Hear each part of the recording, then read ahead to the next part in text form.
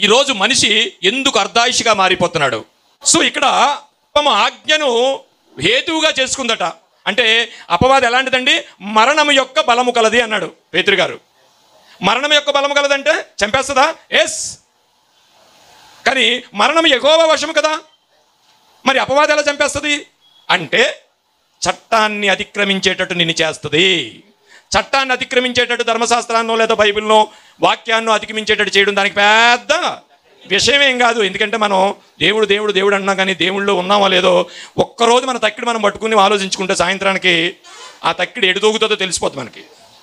Try చేయండి ఒకసారి.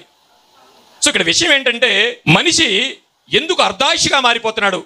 ఏంటి దేవుడికి ఏమన్నా పక్షపాతం ఉందా? నువ్వు 25 బతుకు, నీకు 60 ఇచ్చాను ఇక అంటారు కదా రాతని. అలాగేం రాయిలా. ఎవరి స్థాయిలో వాళ్ళకి దేవుడు ఆయుష్నిచ్చాడు. ఆ ఆయుష్ కంటే ముందు చచ్చిపోతున్నాడు అండి మనిషి.